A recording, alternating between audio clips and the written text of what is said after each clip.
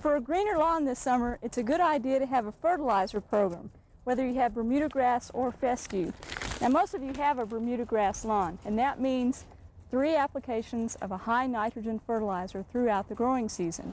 Right here I have ammonium nitrate fertilizer, and ammonium nitrate is 34% nitrogen. That's what you want to look for on the bag. It doesn't contain phosphorus or potassium, and it's ideally suited for your 3 nitrogen applications through the summer.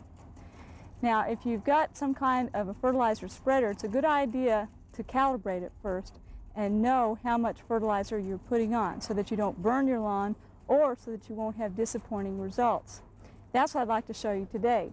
So I've weighed out 3 pounds of ammonium nitrate since it's 34% nitrogen, and we need to apply approximately 1 pound of actual nitrogen per 1,000 square feet.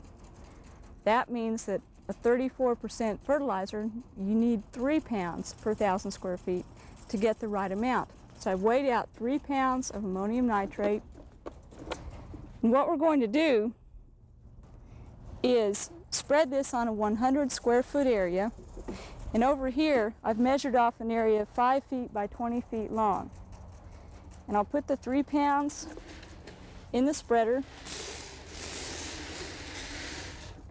and then I'll measure the difference. And since we want to put 3 pounds on 1,000 square feet, if this is calibrated correctly on a 100 square foot area, I'll only spread 1/10 that amount, or 1/3 of a pound. Now while we've got both these spreaders here, I'd like to point out some differences in them.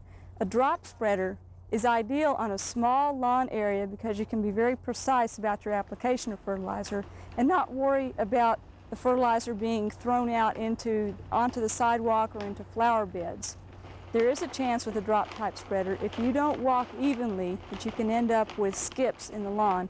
You'll end up with yellow stripes of the lawn where the nitrogen was not applied. Now for larger lawn areas, you might try a rotary type spreader. You can move along a little faster with this. It broadcasts the fertilizer out over a wider area. There's less of a chance for skips, but the application is not quite as precise. So we'll go with the drop type spreader today. If you're applying any fertilizer, it's a good idea when you're going over the lawn to go over it one direction first with half of the fertilizer and then apply the second half in the opposite direction in sort of a plaid type pattern. That way you won't have long areas of skips.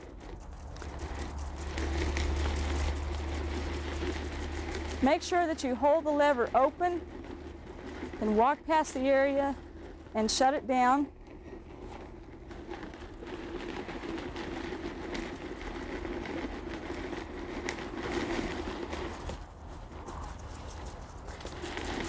Make sure you walk at the same pace as you're walking along so you can get a nice even application. Now that we've applied the fertilizer on our test area, let's see how we came out. Okay, it looks like we used up about 1/3 of a pound per 100 square feet, so that will translate into approximately 3 pounds per 1,000 square feet. Now remember, you need to put that on 3 times during the summer for a nice green lawn.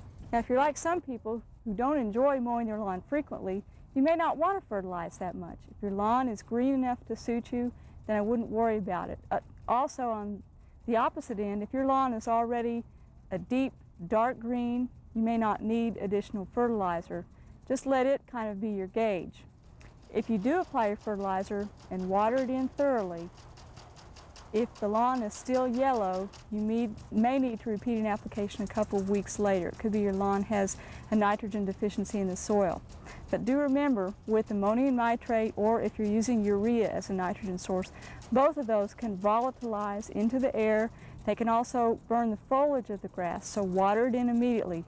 Don't wait for the chance of a thunderstorm to wash it in, because it can come down too fast and wash the material away beforehand. But do water it in, it's very soluble.